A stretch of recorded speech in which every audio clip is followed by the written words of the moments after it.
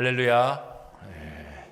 우리 좌우에 계신 분들과 한번 인사하셨으면 좋겠습니다. 당신은 청지기입니다. 네, 청지기입니다 하면서 행복해야 되는데 왜 그러세요? 왜 약간 이런 느낌인 것 같아요. 네. 청지기가 된 것이 축복입니다. 아멘이십니까? 네, 아멘이에요. 제가 아까 예배위원회 오늘 모임에 잠깐 갔었는데 그때도 말씀드렸습니다. 하나님께서 무엇을 맡겨주신다는 건 하나님이 너는 내가 믿을 만한 사람이다 라고 주시는 겁니다. 어린아이들을 맡겨주시는 것, 하나님께서 나에게 이 어린아이를 맡겨주시니 나는 좀 내 이름이 좀 드러나고 좀 뽐내고 싶은데 왜 어린아이를 맡겨주실까? 우리가 애들을 맡길 때 아무한테나 맡깁니까? 믿을 만한 사람, 내가 그 사람을 신뢰하는 사람, 애들 잡고 어디 데려가지 않는 그런 사람한테 애를 맡기지 않습니까? 마찬가지입니다. 중요한 것일수록, 보물일수록 그 사람을 믿을 만한 사람에게 맡기는 겁니다. 그런 의미에서 여러분은 하나님의 믿을 만한 사람이고 청지기인 겁니다. 이 마음을 담아 이게 아니라 이렇게 하면서 우리 당신은 청지기입니다. 한번 같이 인사하겠습니다. 네, 바로 이겁니다. 이렇게 받으셔야죠. 네. 청지기가 무엇입니까? 청지기는 사전적으로 주인이 맡긴 것을 주인의 뜻대로 관리하는 위탁자다라고 할 수 있습니다.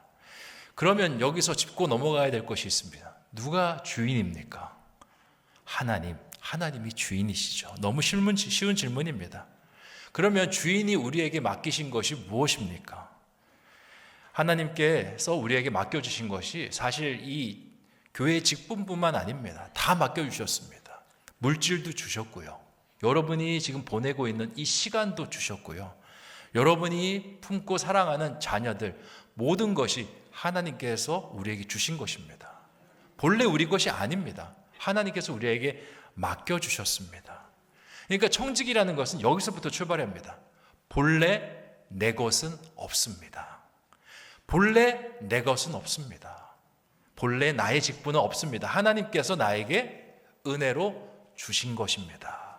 청지기는 여기서부터 출발하는 겁니다. 자, 이제 청지기의 정의가 섰습니다. 그러면 어떻게 하면 우리가 온전한 청지기가 될 수 있을까요? 어떤 사람이 온전한 청지기라고 이야기할 수 있겠습니까? 저는 사람 중에서는 온전한 청지기를 발견할 수 없을 것 같습니다. 이 세상에 온전한 청지기가 한 분 계시다면 그건 예수 그리스도가 아닌가 생각이 됩니다.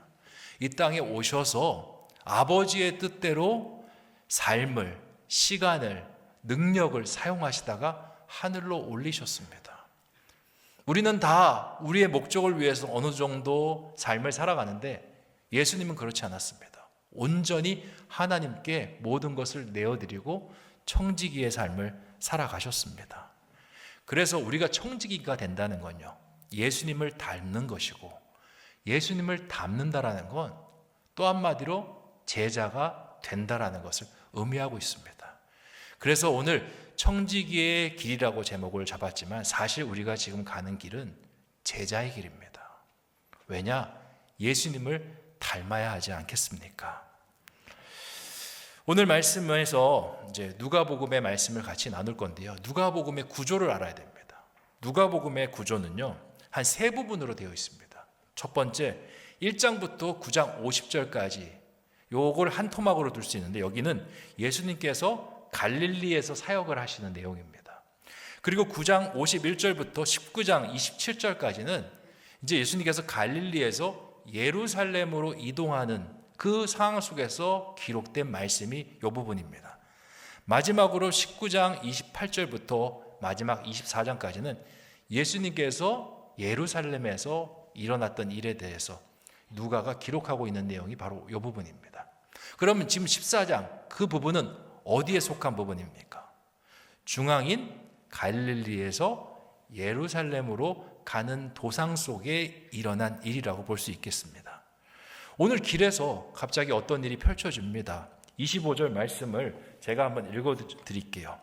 수많은 무리가 함께 갈새 예수께서 돌이키사 이르시되 라고 말씀하십니다. 예수님께서 길을 가시는데 많은 무리라고 불리는 사람들이요, 예수님을 따라옵니다. 수많은 군중을 이루어서 쭉 가고 있는데 갑자기 예수님이 뒤를 딱 돌아보십니다. 그리고 말씀을 시작하십니다. 뭐라고 하시느냐? 26절입니다. 무릇 내게 오는 자가 자기 부모와 처자와 형제와 자매와 더욱이 자기 목숨까지 미워하지 아니하면 능히 내 제자가 되지 못하고 라는 말씀을 하십니다. 무리를 향해서 예수님께서 제자라는, 그리고 제자가 어떻게 될 수 있는가에 대한 말씀을 꺼내고 있습니다. 여기서 충돌하는 두 단어가 있습니다. 어떤 단어냐면 지금 모여있는 사람을 부르는, 지칭하는 단어입니다. 이들은 예수님을 그냥 무리로 따르고 있습니다. 그러다가 예수님께서 이제 예루살렘으로 들어가시려고 하니까, 예루살렘에 어떤 일이 일어납니까? 거기서 십자가에 달려 죽는 일들이 일어납니다. 예수님께서 너희가 무리로 있지 말고 제자로 있으라 라고 말씀하고 있는 것입니다. 무리는요, 그냥 예수님을 맹목적으로 따르는 사람입니다. 예수님이 기적을 행하시니까 와 대단해. 예수님께서 오병이의 기적을 행하시니까 아, 그 빵 맛있더라. 예수님께서 또 무슨 일을 하실까 구경하고 싶다. 혹시라도 또 따라다니다가 빵 한 조각 더 먹으면 행복하겠다. 그런 생각을 가지고 예수님을 따르고 있는 것입니다. 이런 사람들은요, 청지기가 아닙니다. 예수님이 이런 사람들은 무리라고 말씀하십니다. 그냥 좋은 일이 있으면 우르르 왔다가 그냥 좋은 일이 없으면, 그것도 나에게 좋은 일이 없으면 우르르 흩어져 버리는 사람. 그래서 예수님은 이제 예루살렘으로 가는데 너희가 이제 무리를 벗어나서 제자가 되라 라고 말씀하십니다. 그러면 예수님, 어떻게 하면 제자가 될 수 있습니까? 오늘 말씀에서 이렇게 이야기해요. 자기 부모와 처자와 형제와 자매, 자기 목숨까지 미워하는 사람이 제자다 라고 말씀하십니다. 예수님 안 믿는 사람들이요, 교회 열심히 생활하는 사람을 가끔 어떤 단어로 부르는지 아십니까? 광신도라고 부릅니다. 광신도가 뭡니까? 그냥 말 그대로 미친 신도라는 뜻입니다. 이렇게 부르는 것이, 여러분, 그들은 모욕이라고 이야기하는데요, 저는 모욕이 아니라고 생각을 합니다. 왜냐? 우리가 무엇에 미쳐 있습니까? 예수님에게 미쳐 있지 않습니까? 저는 예수님에 미쳐 있는 것은 축복이라고 생각합니다. 누구나 사람은요, 다 광신도입니다. 자신이 미쳐 있는 것에 그렇게 빠져 있을 수밖에 없어요. 어떤 사람은 돈 버는 재미에 그렇게 빠져 있습니다. 어떤 사람은 자녀를 키우는 재미에 빠져 있습니다. 어떤 사람은 춤추는 재미에 빠져 있습니다. 춤바람 나는 거죠. 다 나름대로 미쳐 있는데 예수님께 미쳐 있는 건요, 그 중에서 가장 복된 일입니다. 제가 전에 있던 동네에서 정말 자녀들에게 미쳐 있는 엄마들을 많이 봤어요. 마음이 너무 아픕니다. 한 달에 쓰는 돈이 1,000만 원이에요. 1,000만 원씩 써도 정말 성이 안 찹니다. 애는 얼굴이 완전 피폐해지는데 엄마는 못 느껴요. 주변에서는 저러다 쓰러지는 거 아니야 했는데도 그냥 엄마는 네가 이런 걸 이겨내야지, 네가 원하는 대학에 갈 수 있어, 막 그렇게 밀어붙입니다. 이렇게 세상에 미쳐 있지 않고 예수 그리스도에 미쳐 있는 그 광신도 얼마나 복됩니까? 예수에 미쳐 있으면요, 예수님께서 우리의 삶을 책임져 주십니다. 1,000만 원이 그 아이의 인생을 절대 책임지지 못합니다. 그 아이요, 자살 시도를 몇 번 했는지 몰라요.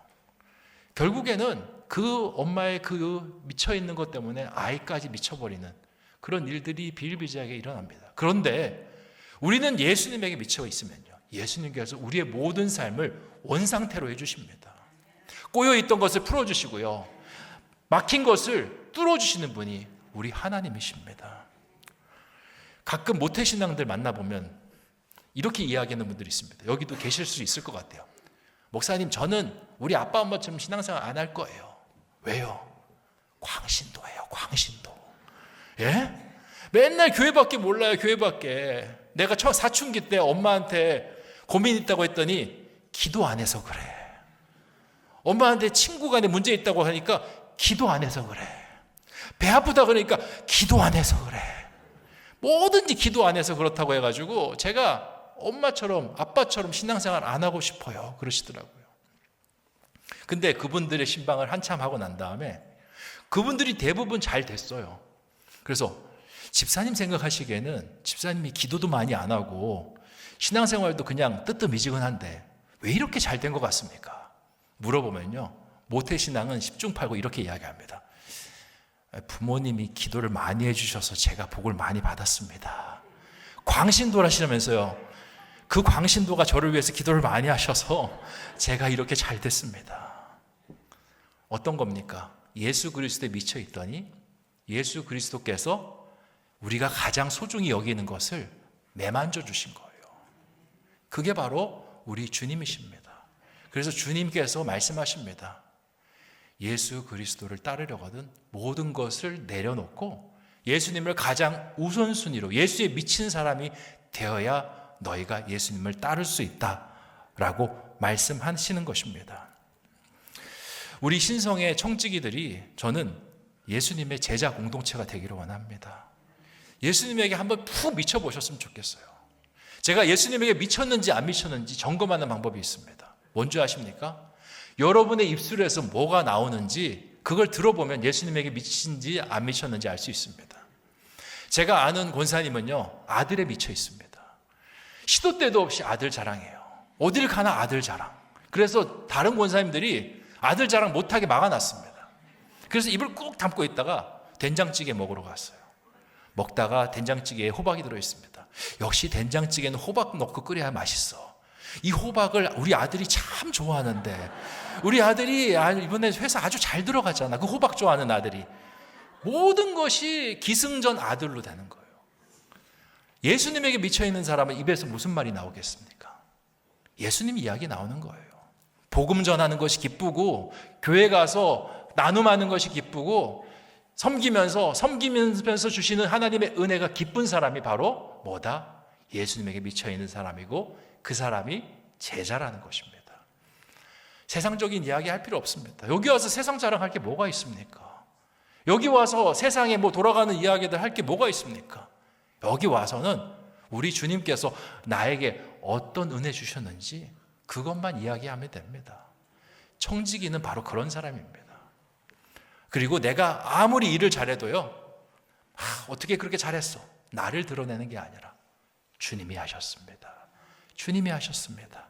그게 바로 청지기인 것입니다. 자, 두 번째 제자의 요건을 주님께서 27절에서 말씀하시는데 우리 27절 말씀 같이 한번 읽어보도록 하겠습니다. 시작. 누구든지 자기 십자가를 지고 나를 따르지 않는 자도 능히 내 제자가 되지 못하리라. 아멘. 두 번째 제자가 어떻게 될 수가 있느냐? 예수님께서는 자기 십자가를 지고 나를 따르는 사람이 제자가 된다라고 말씀하고 있습니다. 예수님께서 어떤 길을 걸어가셨습니까? 그러니까 청지기의 롤모델 예수님, 그분이 어떤 길을 걸어가셨습니까? 그분은 예루살렘으로 걸어가셨습니다. 예루살렘의 끝에는 뭐가 있습니까? 골고다 언덕이 있습니다. 예수님이 걸어가셨던 길은 십자가의 길이었습니다.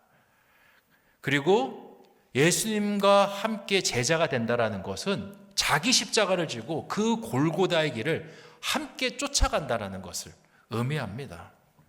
이것은 예수님에게 미치는 정도가 아니라 한 단계 더 업그레이드된 신앙의 어떤 그 헌신을 요구하는 것입니다. 사람들이 간혹 가다가 이런 말 합니다. 내가 십자가를 져야지. 내가 십자가를 져야지. 밥 먹으려고 내기했는데 제가 걸렸습니다. 내가 십자가를 져야지. 그거 십자가가 아닙니다. 그건 밥값을 그냥 내는 겁니다. 가끔씩 이럽니다. 이렇게 남편이 속삭이면 저 인간 저거 내가 십자가를 져야지. 애가 이제 사고를 치고 막 힘들게 하면 저 아들, 딸 내가 십자가를 져야지. 십자가는요, 그런 가벼운 의미가 아닙니다. 십자가는 그 십자가 위에서 내가 달려 죽어야 하는 것입니다. 제자가 된다라는 건요, 그냥 좀 예수님 따라서 힘든 삶을 그냥 흉내내면서 하는 게 아니라 결국에는 그 십자가 위에서 내가 못 박혀 죽어야 끝나는 것이 바로 십자가의 길입니다. 그래서 예수님께서 물어보십니다. 네가 제자가 될 수 있느냐? 그러면 내 십자가를 지겠느냐? 네가 죽을 수 있겠느냐? 네가 교사를 하면서 그 자리에서 아이들을 위해서 죽을 수 있겠느냐? 네가 예배 사역을 하면서 예배 드리는 사람이 은혜 받을 수 있도록 죽을 수 있겠느냐? 주님께서 그러게 물어보십니다. 이쯤 되면 나 여기 잘못 왔다. 여기 일어나야 되는데 저 못 죽습니다, 목사님. 이 죽는다라는 것이 굉장히 고통스럽고 힘든 것일 수 있지만요, 우리가 예수님을 한번 살펴보셨으면 좋겠습니다. 예수님의 이야기가 십자가 도상에서 죽는 이야기로 맞춰졌습니까? 아니요. 예수님의 이야기는 거기가 클라이막스고 지나서 영광의 이야기가 등장합니다. 무슨 이야기입니까? 부활하신 영광, 하늘로 올라가신 영광의 이야기가 등장합니다. 십자가가 있기 때문에 부활의 영광이 있는 것입니다. 내가 하나님의 밀이 돼서 썩어져 그렇게 사라지면 나를 통해서 많은 열매를 맺게 되는 것입니다. 그래서 하나님께서 그런 의미에서 네가 십자가를 지라고 말씀하고 있는 겁니다. 사역하면서 힘들 수 있습니다. 어려울 수 있습니다. 사람들 말 때문에 속상할 수 있습니다. 그래도 우리 주님이 아시지 않습니까? 우리 주님이 인정하시지 않습니까? 너는 나의 참 제자다, 참 청직이다. 그거면 되지 않겠습니까? 하나님은요, 그런 하나님께 헌신한 사람을 절대 외면하지 않습니다. 그리고 우리가 헌신을 통해서 그 부활의 영광이 하나님 앞에 나타나는 것입니다. 한번 따라 하셨으면 좋겠습니다. 십자가 없이는, 한 번 더 크게 하겠으면 좋겠습니다. 십자가 없이는 부활도 없다. 십자가 없이는 부활도 없다. 네, 십자가 없으면 부활도 없습니다. 하지만 십자가가 있으면 뭐하다? 부활의 영광도 있다라는 겁니다. 우리 사역이 살아나기 시작한다라는 거예요. 아이들이 방언하기 시작합니다. 아이들이 하나님을 찾고 찬양하기 시작합니다. 어른들이 뛰고 춤추면서 하나님을 찬미하기 시작합니다. 성경에 적혀 있지 않습니까? 여호와의 영이 임할 때 자녀들은 뭐한다? 예언할 것이요. 청년들은 환상을 보며 노년들은 꿈을 꾼다고 말씀하지 않습니까? 이게 하나님의 놀라운 능력인 것입니다. 제가 예전에 기도하는 어머니들에게 그런 말씀을 드린 적이 있습니다. 이제 기도를 열심히 하는데 저한테 그렇게 이야기하더라고요. 목사님, 제가 남편을 위해서 기도도 많이 하고 아들을 위해서도 기도 많이 하는데 남편이 제 마음을 몰라줘요. 아들이 제가 기도하는 걸 별로 감사하지 않아요. 그렇게 이야기하시더라고요. 제가 기도를 했는데 저에게는 아무 효력도 없고 그들은 감사치 않으니 기도하는 게 맞을까요? 그러시더라고요. 여러분 어떻게 생각하십니까? 그래서 제가 그분에게 그렇게 말씀드렸습니다. 집사님이 본인을 위해서 기도해서 잘 되면 집사님 한 번의 영광이지 않습니까? 근데 집사님이 기도를 많이 해서 정말 남편이 바뀌고 아들이 바뀌면 몇 번의 영광인 줄 아십니까? 남편이 정말 하나님의 거룩한 자리에 섰을 때 그 자리에 집사님이 같이 서게 될 것입니다. 한 번의 영광. 집사님의 자녀가 하나님의 놀라운 비전을 이루는 사람이 되었을 때 집사님 같이 서게 됐을 겁니다. 두 번의 영광. 집사님이 기도로 그 두 분을 세웠기 때문에 또한 집사님의 영광, 세 번의 영광을 누리게 되는 겁니다. 그래서 하나님께서 하늘의 미랄이 썩어졌을 때 많은 열매를 맺는다라는 것이 바로 이런 뜻입니다. 사랑하는 우리 신성의 성도 여러분, 제자가 되기를 원합니다. 특별히 어떤 제자? 십자가를 지는 제자. 마지막 조건이 34절, 35절 말씀에 기록이 되어 있습니다. 34절, 35절 말씀을 같이 한번 읽어보도록 하겠습니다. 시작. 소금이 좋은 것이나 소금도 맛을 잃으면 무엇으로 짜게 하리요? 땅에도 거름에도 쓸데없어 내버리느니라. 들을 귀가 있는 자는 들을지어다 하시니라. 아멘. 이게 무슨 말씀이냐면 제자로 헌신한 사람은요, 정확한 용도에 사용될 준비가 되어 있어야 된다라는 겁니다. 하나님께서 나를 소금으로 사용하셨는데 단맛을 낸다라고 생각해 보십시오. 나를 설탕으로 부르셨는데 짠맛을 낸다라고 생각해 보십시오. 제대로 사용할 수 있습니까? 아닙니다. 오늘 말씀에 거름에도 쓸데없다라고 말씀하고 있습니다. 예수님의 제자가 되겠다라고 제자들이 결심했습니다. 예수님을 따라서 함께 했습니다. 얼마나 함께 한 줄 아십니까? 무려 3년 동안 함께 하셨습니다. 그리고 3년 동안 하면서 예수님께서 하시는 것들을 잘 연습했습니다. 그래서 재밌는 게 복음서를 읽어보면요, 제자들이 굉장히 어리석습니다. 질문하는 것도 어리석고 반응하는 것도 어리석고, 야, 이런 게 뭔 제자야? 할 수 있을 만큼 그렇게 어리석은 질문과 행동을 하는데, 재밌는 건요, 3년이 지난 다음에 예수님께서 돌아가시고 나서 그들이 사도로 섰을 때는 달랐습니다. 그 훈련된 게 나오기 시작하고요, 예수님이 하셨던 놀라운 능력들을 해내기 시작했던 겁니다. 자, 우리의 자리로 다시 돌아와서 우리가 제자가 된다는 건 끊임없이 준비하고 노력하는 것이 필요합니다. 처음은 다 힘듭니다. 저도 힘듭니다. 저도 담임 목사라는 걸 처음 해봐가지고 얼마나 힘들지 몰라요. 얼마나 연습하는지 모릅니다. 저도 말씀 가지고 서지만 말씀을 외우려고 정말 노력합니다. 여러분도 노력이 필요해요. 여러분의 있는 자리에서 노력하셔야 더 큰 일, 더 큰 일, 여러분이 하고 있는 일을 더 아름답게 만들어갈 수 있는 겁니다. 한 번에 되는 사람 없습니다. 한 번에 되는 사람은 그건 돼도 그렇습니다. 교만합니다. 어렵게 기도하면서 일궈놔야 하나님께서 귀하게 쓰는 보화와 같은 사람이 되는 겁니다.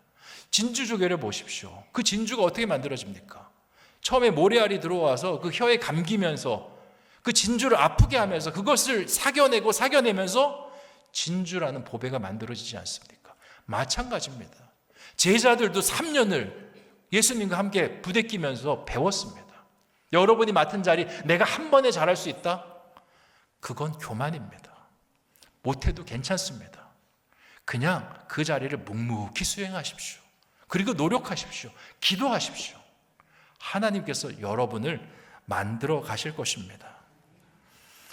여러분이 너무나 잘 아는 다윗과 골리앗 이야기가 있습니다.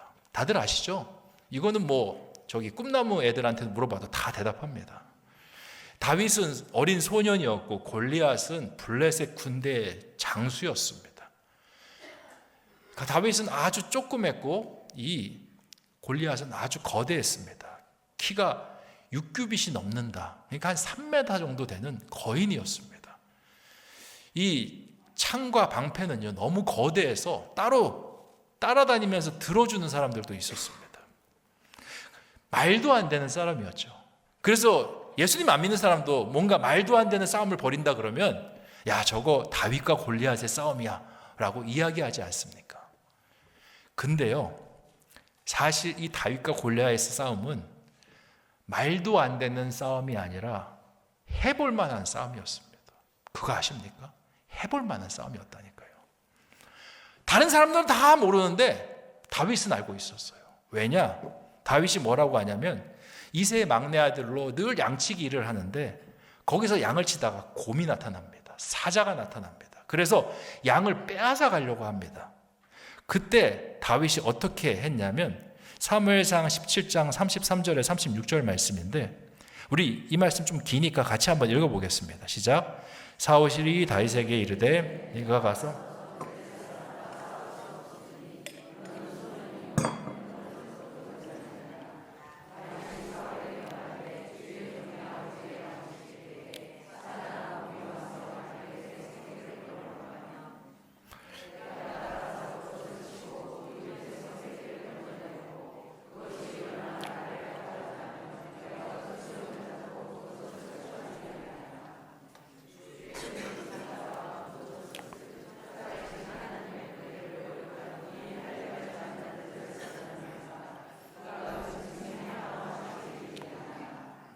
아멘. 네.